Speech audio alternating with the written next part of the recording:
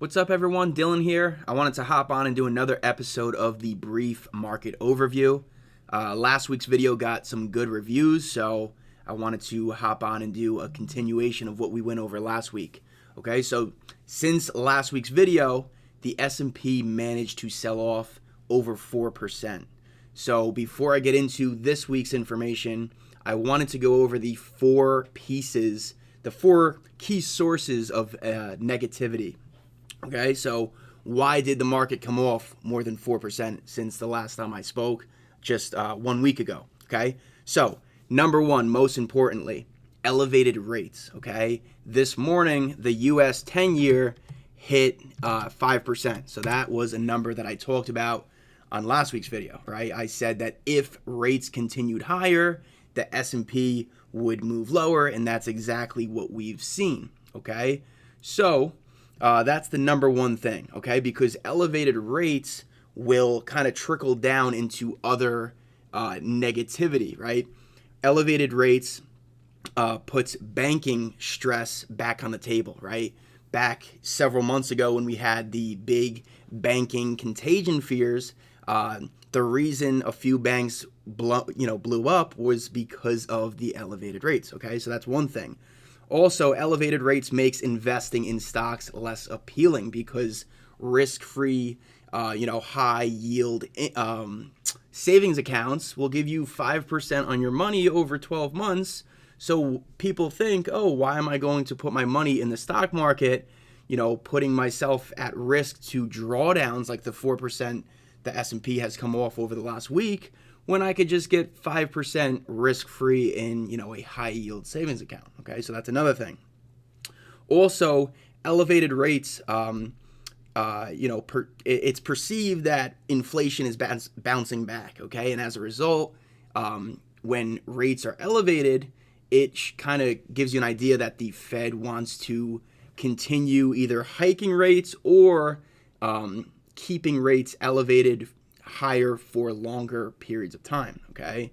And then on top of that, high rates also hurt corporate earnings. So you have earnings, on a quarterly basis, and when you have high rates, it slows down the economy, which then, could make corporate earnings go down, right? Because people aren't spending as much money and the economy isn't as robust, okay? So higher elevated rates can also hurt valuations and make them lower, and, as a result, the S&P will come off, okay?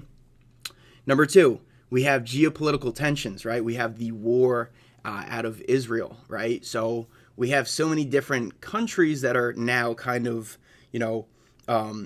getting pushed towards these tensions, right? We have Lebanon, Israel, Palestine, right? Now that the United States is also kind of moving towards some tensions as well. So what that does is it, raises the fear, right? The fear in the market and just fear overall GDP, stuff like that, right? Also, that puts oil at risk to move higher, right? So higher energy costs, right, in oil and gasoline will then trickle down into higher inflation. So that's the second thing. Third thing is the congressional dysfunction, okay? So you had McCarthy being removed as a speaker, and then Jim Jordan tried 3 different times to replace McCarthy but did not get enough votes, okay? So a lot of people wonder, like, oh, well, how does that have anything to do with the market? So on one hand, you have something called bond vigilantes, okay? These are bond investors who sell treasuries and send yields higher to voice disapproval over U.S. fiscal policy. So going back to the elevated rates, right? I just went over how that becomes a risk to the market. So when you have political dysfunction, that puts rates are more vulnerable to move higher, okay? So that's another thing. And then the fourth thing, which I kind of went over in the elevated rates portion, was the underwhelming earnings. So the higher that rates stay elevated,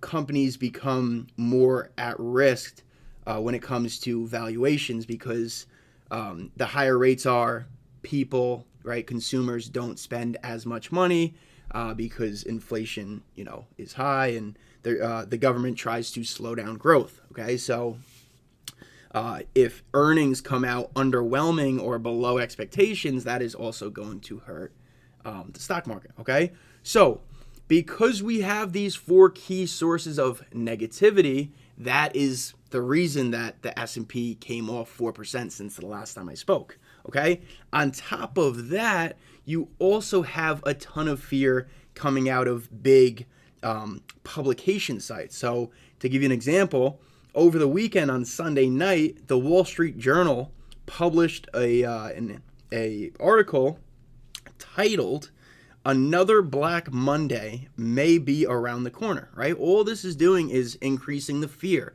right? And with increasing fear, you have more panic.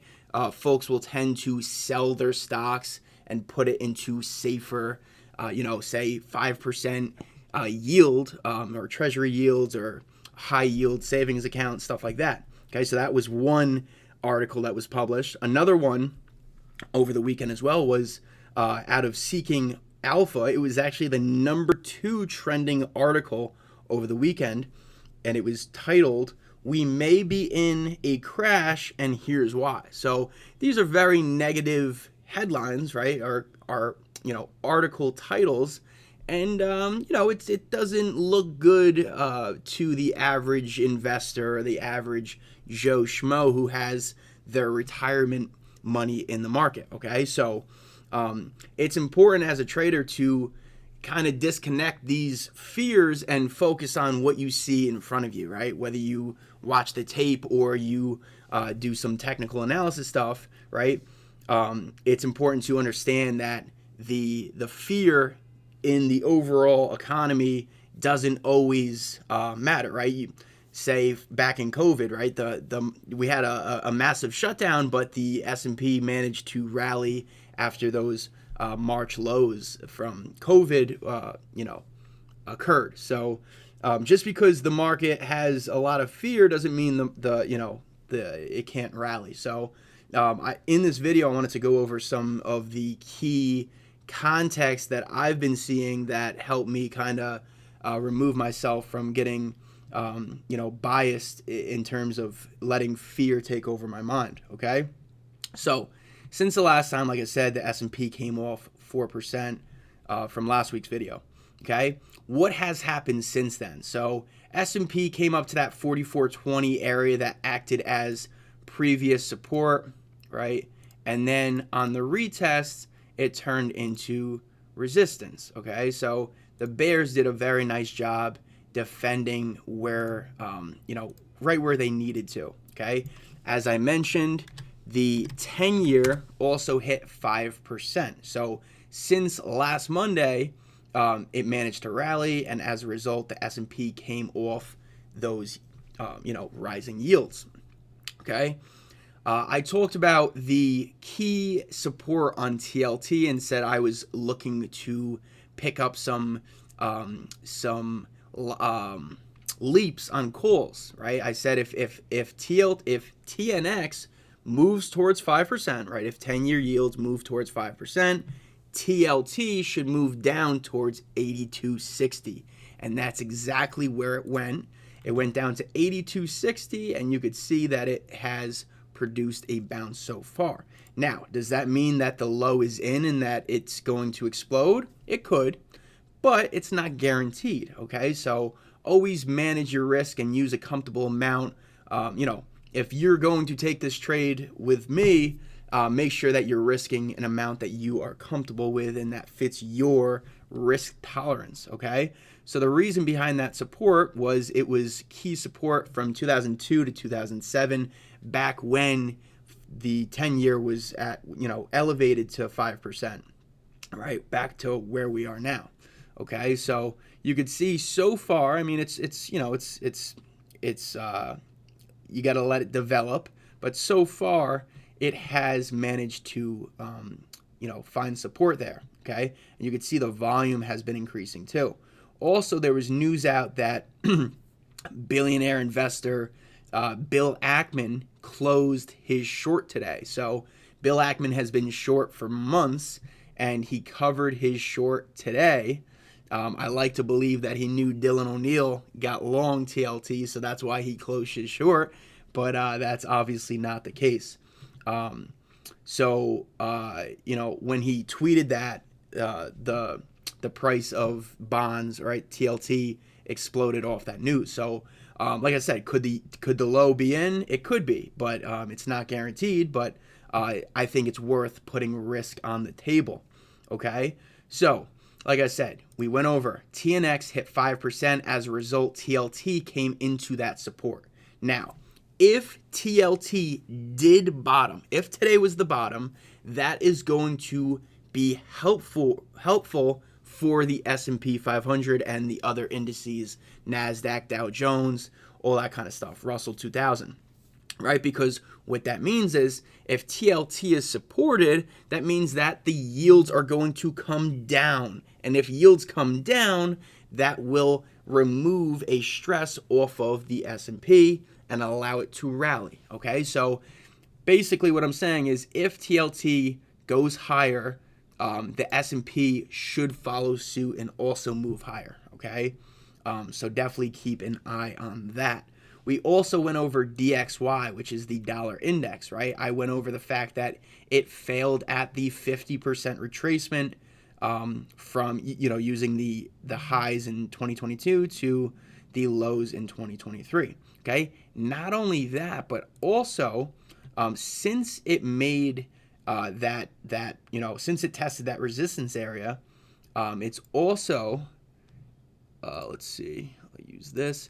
It's also managed to make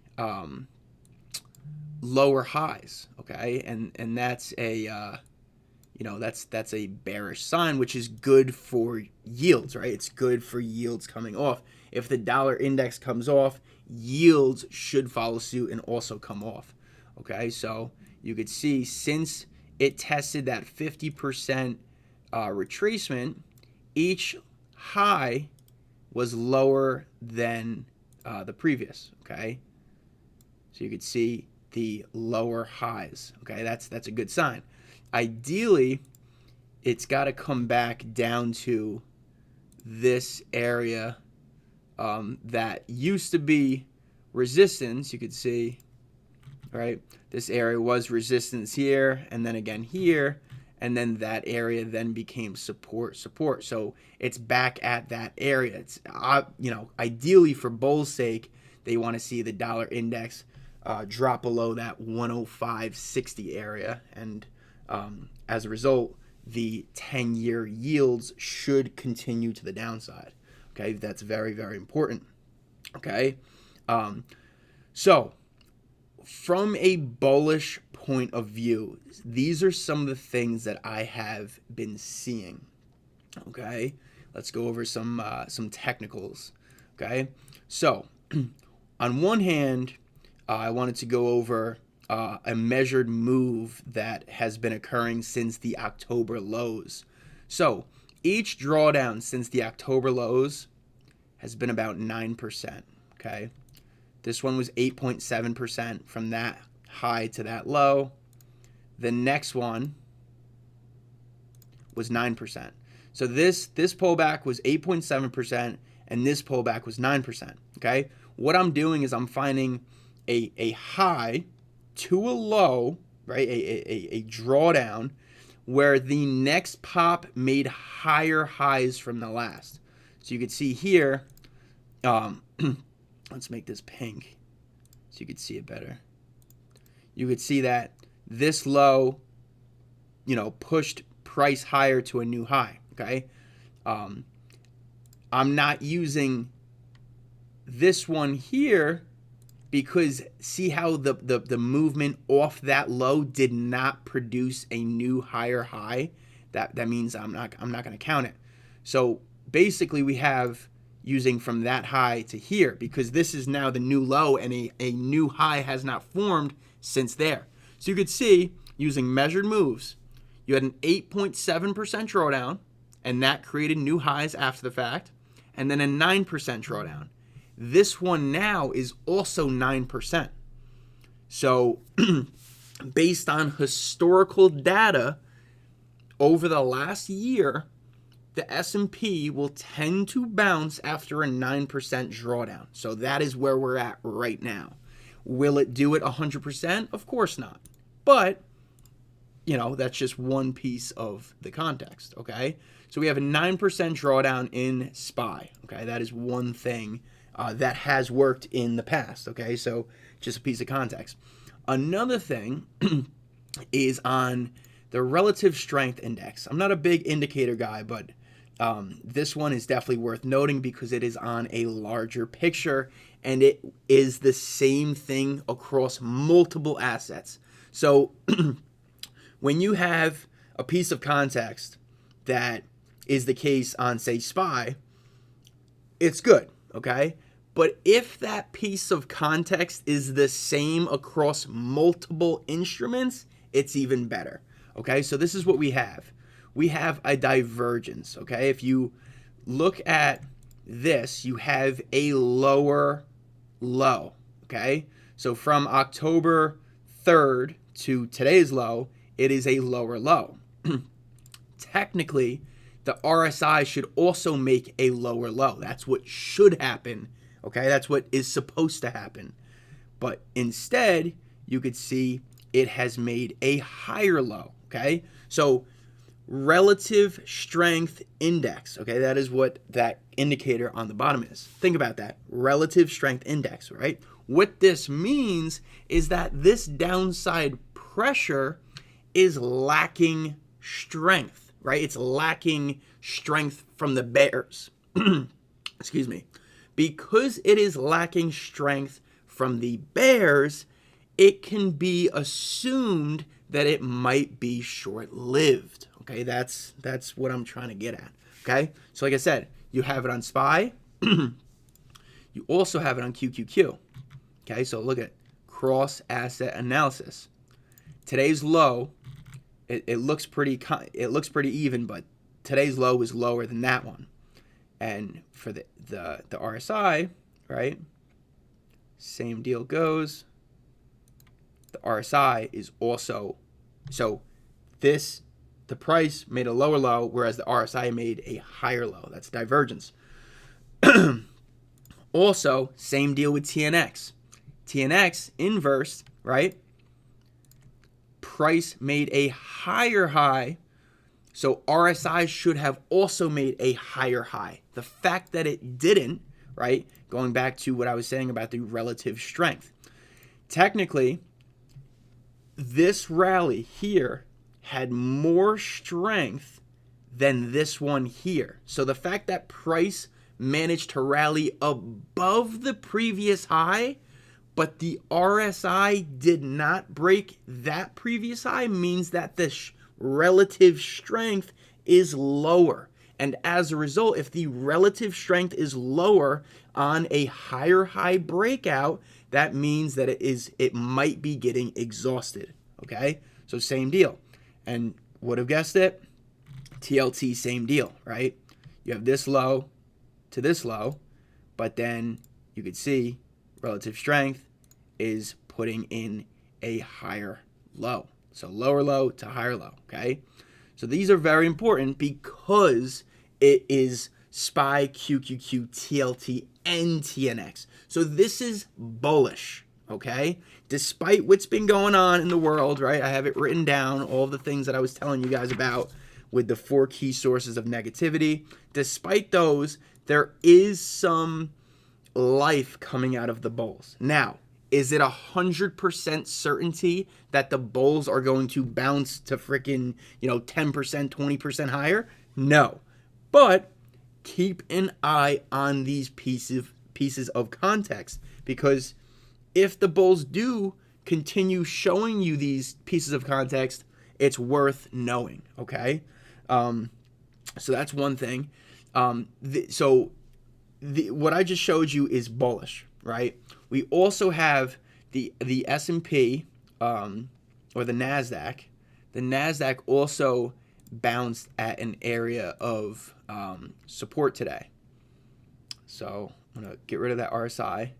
Okay, so you could draw this a few different ways. You could draw it this way, right? You could see that the market bounced here back in June, then again in August, then again here, and then we bounced again today. And then you could also draw it like this, right? So, you know, there's no correct way. You could do it latched on to these highs over here or this low, right? Same deal. It kind of comes to the same area.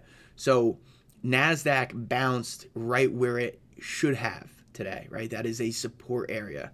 Also, SPX, 4,200, a lot of eyes were on this. This was a very crowded level. And when you have a crowded level, right, it implies that a lot of people will get trapped. So what probably happened today is when we gapped down and price broke below that 4,200, right, a lot of people probably got short. And because downside continuation was short-lived, those folks that got short below got trapped. And as a result, when price came back above 4,200, it resulted in a short squeeze, okay? So definitely look at that SPX 4,200 area going forward. The bulls do not want to lose that support, in plain English, okay? If the bulls lose that support, it sets up for more downside pressure, okay? Very, very simple, okay? The one thing that if you are a bull that you did not like seeing today was the fact that the S&P failed to close over the 200-day moving average, okay? So the 200-day moving average, so I'm using US 500. US 500 is the same as SPX, but it shows extended hours, okay? So SPX and US 500 are the same exact thing. They have the same price when the market is open. So if you look tomorrow during market hours, if the SPX is trading 42.10, US 500 is also going to be trading 42.10, okay? So this is what SPX looks like with the extended hours, okay? So you could see that the 200-day moving average acted as clear support back in early October, okay? Bounced there October 3rd, October 4th, and then again on October 6th, right? Clear support at that 200-day moving average. And then the market managed to rally from those tests about 4.25%, okay?